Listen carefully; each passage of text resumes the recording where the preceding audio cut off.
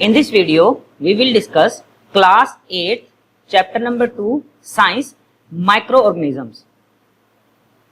Learning checklist.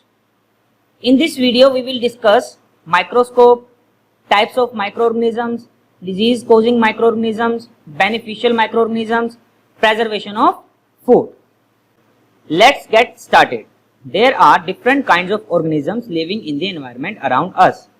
Some of them are large while some are small. हमारे चारों ओर इस वातावरण में बहुत सारे जीव रहते हैं. कुछ तो बहुत बड़े हैं और कुछ बहुत छोटे हैं और कई तो इतने छोटे हैं कि उनको हम हमारी आंखों से नहीं देख पाते. देखिए इस पिक्चर्स के अंदर, इन पिक्चर के अंदर आपको कुछ ये ऑर्गेनिजम्स दिखाई दे रहे होंगे ग्रुप के अंदर. ये क्या है?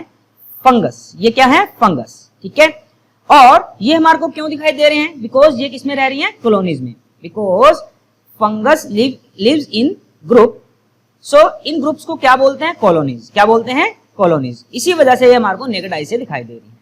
So the organisms that are very small and can only be seen through an instrument called microscope are called microorganisms. So the organisms जो बहुत छोटे हैं, स्मॉल हैं और जिनको हम सिर्फ एक इंस्ट्रूमेंट जिसका नाम है माइक्रोस्कोप से ही देख सकते हैं, उनको माइक्रोऑर्गेनिज्म बोलते हैं या फिर माइक्रोब्स बोलते हैं. और ये माइक्रोऑर्गेनिजम्स गर्म से गर्म इलाके से लेकर ठंडे से ठंडे इलाके में भी रह सकते हैं. जैसे कि देखिए साइबेरिया, अलास्का में भी रह सकते हैं. कुछ हॉट डेजर्ट्स हैं like Atacama desert, hot water spring, मतलब हर जगह हमारे को माइक्रोऑर्गेनिजम्स मिलते हैं. ठीक है. Let's us learn about different parts of compound microscope and then discuss the different types of microorganisms. अब हम नेक्स्ट जो डिस्कस करेंगे माइक्रोस्कोप और उसके डिफरेंट पार्ट्स के बारे में डिस्कस करेंगे. Microscope. Microorganisms can be seen and studied using an instrument called microscope.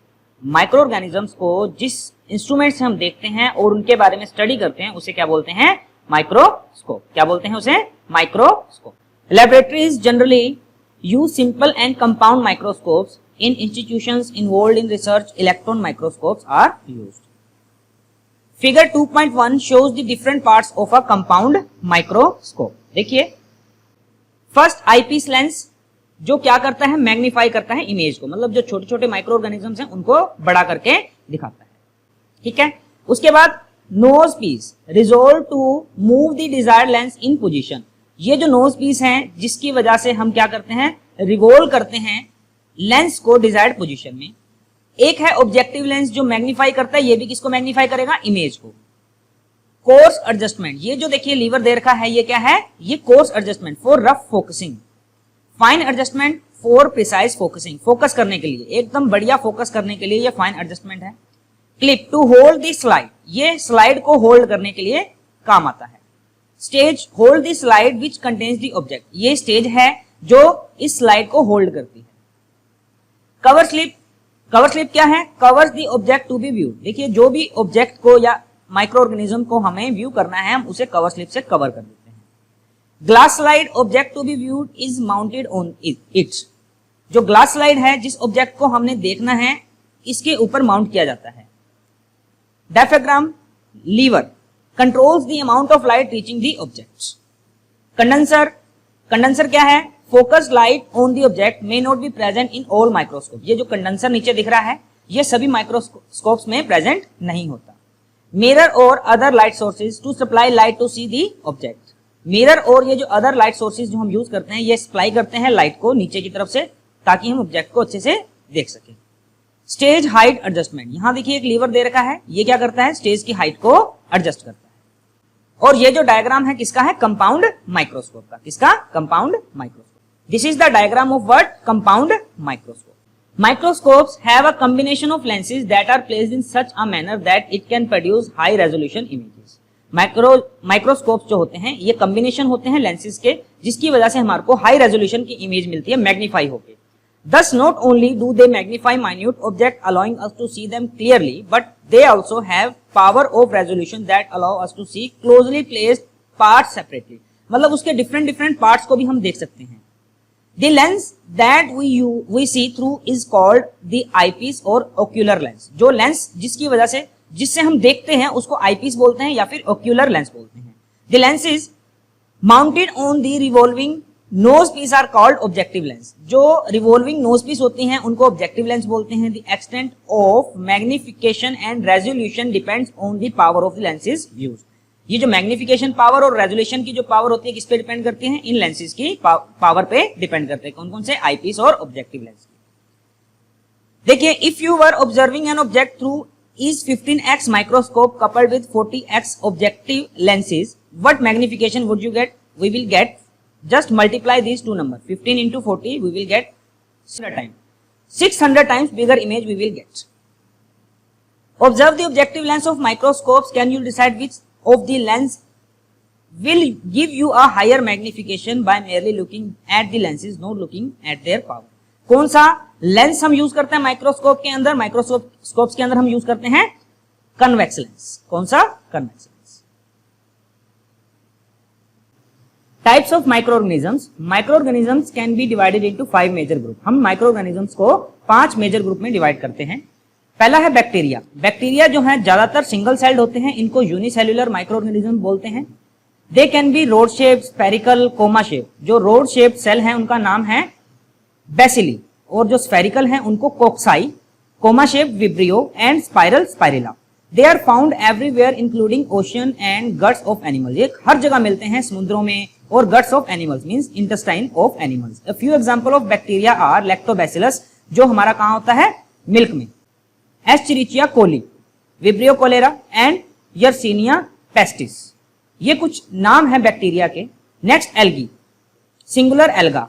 ये क्या है? प्लांट लाइक ऑटोट्रोपिक माइक्रोऑर्गेनिजम्स होते हैं। ऑटोट्रोपिक वो होते हैं जो अपना खाना खुद तैयार करते हैं, बिकॉज इनके पास ये ऑटोट्रोपिक है क्योंकि इनके पास क्या होता है? Chlorophyll. And cell walls in their cell. They can be unicellular और मल्टीसेल्युलर। ये एक सेल से मिलकर भी बनी हो सकती हैं और एक से अधिक सेल से भी मिलकर बनी हो सकती हैं। Algae are also found in clumps known as colony. ये भी क्लम्स में मिलती है, इनको क्या बोलते हैं? Colonies. Their habitat may be moist rocks, tree bark, soil, all kinds of water bodies. ये वाटर बॉडीज के अंदर भी मिलती हैं। A few example of algae are nostoc, polysifonia and volvox। देखिए यहां पर इनके कुछ डायग्राम दिखा रखे हैं, nostoc, polysifonia and volvox। Science in context। Some forms of algae are large and can be seen with naked eyes। They are found in marine waters and are called seaweeds। इनको seaweeds बोलते हैं, समुद्री खरपतवार। seaweeds का मतलब होता है समुद्री खरपतवार। Fungi, singular fungus। They are the organisms that lack chlorophyll। इनके अंदर क्लोरोफिल नहीं होता and follow heterotrophic mode of nutrition, और ये अपने खाने के लिए दूसरों पर निर्भर रहते हैं, इसलिए इसको क्या बोलते हैं? हेटरोट्रोप्स बोलते हैं। और इनका जो मोड ऑफ न्यूट्रिशन, खाना खाने का जो तरीका होता है, हेटरोट्रोपिक मोड ऑफ न्यूट्रिशन होता है। फंगी कैन बी यूनिसेल्युलर और multicellular. Some multicellular fungi like mushroom are visible to the naked eyes. कुछ मल्टीसेल्युलर फंगी जो होती हैं जैसे कि मशरूम, ये हम बिना किसी इंस्ट्रूमेंट के हेल्प से देख सकते हैं, इनको नेक्ड आई से देख सकते हैं।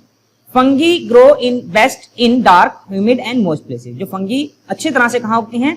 अंधेरे में, मॉइस्ट जगह में, और जहां पर ह्यूमिडिटी ज्यादा हो। A few example of Rhizopus, bread mould. Bread mould का जो नाम है उस फंगी का नाम है राइजोपस, एग्रिकस एंड पेनिसिलियम। ये कुछ एग्जांपल हैं फंगी के। Next protozoa, singular protozoan. These are unicellular microorganisms with animal-like characteristics, movement and capturing food। ये भी यूनिसेल्युलर ऑर्गेनिजम्स हैं और इनकी जो कैरेक्टरिस्टिक्स होती हैं एनिमल लाइक, जैसे एनिमल मूवमेंट करते हैं और फूड को कैप्चर करते हैं, उसी तरह से ये प्रोटोजोआस भी क्या करते हैं? मूवमेंट और कैप्चरिंग करते हैं फूड की। Their habitats include fresh water and salt water, soil and bodies of other microorganisms. इनका जो हैबिटेट होता है, जहां ये रहते हैं, ये फ्रेश वाटर में भी मिलते हैं, सॉल्ट वाटर मतलब सीज, ओशन में भी मिलते हैं, सॉयल में, मिट्टी में, and bodies of other organisms में भी मिलते हैं। A few examples of protozoa are amoeba, paramecium, trypanosoma. ये कुछ उनके diagrams. Viruses, singular virus. These can be seen only through an electron microscope because they are so small that they need to be magnified up to 2 lakh times their original size to be observed। जो viruses होते हैं ये बहुत छोटे होते हैं और इनको सिंपल या कंपाउंड माइक्रोस्कोप से हम नहीं देख सकते। इनको देखने के लिए हमारे को कौन से माइक्रोस्कोप की जरूरत पड़ती है? Electron microscope. क्यों? क्योंकि इनको देखने के लिए इनकी जो इमेज है उसको 2 लाख गुना हमें मैग्नीफाई करना पड़ता है, जो उनका ओरिजिनल साइज है उससे इतना ज्यादा बड़ा करना पड़ता है। Few example of viruses are bacteriophage, adenovirus and influenza virus। और आजकल तो चल ही रहा है corona virus. Word web bacteriophages means viruses that infect the bacteria ऐसे वायरस जो बैक्टीरिया को इन्फेक्ट करते हैं। It is difficult to classify as living viruses as living or non-living microorganisms. Viruses can only grow and multiply inside the cells of organisms, plant, animal and bacteria. मतलब इनको living बोलें या non living बोलें यह बहुत मुश्किल है, because ये ग्रो और मल्टीप्लाई करते हैं किसके अंदर, inside the cells of organism, जिसके अंदर ये एंटर करते हैं, जैसे कि plants, animal and bacteria. Outside a host cell they show no sign of life, मतलब आउटसाइड दी होस्ट सेल, अगर ये किसी की बॉडी में एंटर नहीं करते तब तक ये क्या रहते हैं, non living. This non living state of virus is called virion, इसको क्या बोलते हैं, वायरियन। ठीक है, जो नॉन लिविंग स्टेट है वायरस की उसको क्या बोलते हैं, वायरियन। कुछ फिलप्स हैं, algae are found in clumps called colonies. Viruses can only be seen through dash microscope, electron microscope. Microorganisms that show animal like characteristics are called protozoa. The non living state of virus is referred to as variant. Some microorganisms are the causative agent of diseases in plants, animals and human beings. There are also certain microorganisms that are beneficial to us. They are used in food industries for preparation of medicines and in agriculture. कुछ microorganisms होते हैं जो हमारे अंदर plants के अंदर और animals के अंदर बीमारियां पैदा करते हैं, लेकिन कुछ microorganisms हमारे लिए beneficial भी होते हैं, इसलिए हम उनको कहाँ यूज करते हैं, in food industries, in preparation of medicines and in agriculture. Disease causing microorganisms. The microorganisms that cause disease are known as pathogens or germs. ऐसे microorganisms जो बीमारियां पैदा करते हैं उनको बोलते हैं pathogens या फिर germs या फिर germs. Pathogens can enter the body of other organisms through the following routes. देखिए, from air. When a person suffering from a common cold, coughs or sneezes, he or she releases germs into the air. जब किसी इंसान को common cold होता है, सर्दी जुकाम होता है, तो वो जब भी खांसता या छींकता है तो उसकी छींक के साथ जर्म्स जो होते हैं वो एयर के अंदर स्प्रेड हो जाते हैं। The germs enter the healthy persons body when this air is inhaled bye them.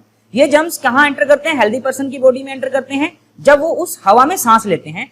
Some other diseases that spread through air are chicken pox, mumps, tuberculosis, measles, they are called airborne diseases. So airborne diseases वो होते हैं जो हमें air की वजह से होते हैं, मतलब जब हम कंटामिनेटेड एयर में सांस लेते हैं, ब्रीथ करते हैं, तब हमारे को वो डिजीज हो जाते हैं। आगे, food and water. Disease like cholera, diarrhoea and typhoid are caused by eating और ड्रिंकिंग कंटामिनेटेड फूड और water. They are called food and waterborne diseases. जो डिजीजेस हैं जैसे कि कोलेरा, डायरिया और typhoid are caused by eating and drinking contaminated food और water, they are called food और waterborne diseases. इनको खाने से या पानी से होने वाले रोग भी बोलते हैं। The germs enter the body through contaminated food and water. ये जो पैथोजेंस और जर्म्स होते हैं बॉडी के अंदर कहां से एंटर करते हैं, with the food and water, and start multiplying and eventually causing the disease. और ये अपने आप को मल्टीप्लाई करना स्टार्ट करते हैं और इवेंचुअली कॉजिंग डिजीज, और हमें बीमार कर देते हैं। Water and food get contaminated due to unhygienic condition and lack of sanitization. जो पानी और खाना क्यों दूषित होते हैं, क्योंकि साफ सफाई ना होने के कारण और lack of sanitisation. C, contact. Contact with a sick person can cause disease like ringworm, chicken pox and flu. Next, carriers.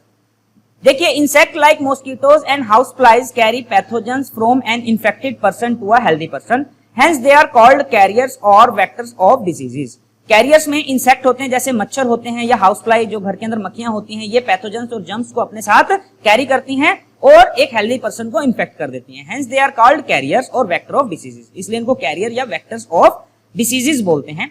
The female Anopheles mosquito is a carrier of malaria causing protozoa called Plasmodium. जो female Anopheles mosquito है ये career होती है किसकी, malaria causing protozoa, जिसको हम क्या बोलते हैं, Plasmodium. When it bites a healthy individual, it transfers the pathogens. जब ये किसी हेल्दी पर्सन को बाइट करती है तो ये क्या करती है, अपने पैथोजेंस को उसके अंदर ट्रांसफर कर देती है हेल्दी पर्सन के अंदर। The pathogen multiplies and grow inside the healthy person body. जो ये पैथोजेंस हैं मल्टीप्लाई करते हैं और ग्रो करते हैं inside a healthy person's body, causing the disease, जिसकी वजह से वो बीमार हो जाता है। In a similar way, dengue fever is caused by a virus spread by Aedes mosquito. Another example of carriers is rats. Cuts and wound. When we get a cut, जब हमारी बॉडी पे कभी कोई कट लग जाता है या जख्म हो जाता है, there is a break in skin, तो हमारी स्किन वहां से कट जाती है। Pathogens enter the body through the cut and cause diseases like tetanus. तो हमें कौन सा रोग होता है, कौन सी बीमारी हो जाती है इन कट्स और वाउंड के through, tetanus. Science in context, disease that can spread from one person to another person are called communicable diseases. ऐसे डिजीज, ऐसी बीमारियां जो एक पर्सन से दूसरे पर्सन में फैलती हैं उसे कम्युनिकेबल डिजीजेज बोलते हैं। तो स्टूडेंट्स, आज इस वीडियो में हम सिर्फ यहां तक ही पढ़ेंगे disease causing micro organisms. Next video में हम पढ़ेंगे disease caused by fungi. Next part में, सेकंड पार्ट में हम पढ़ेंगे diseases caused by fungi. Thanks for watching.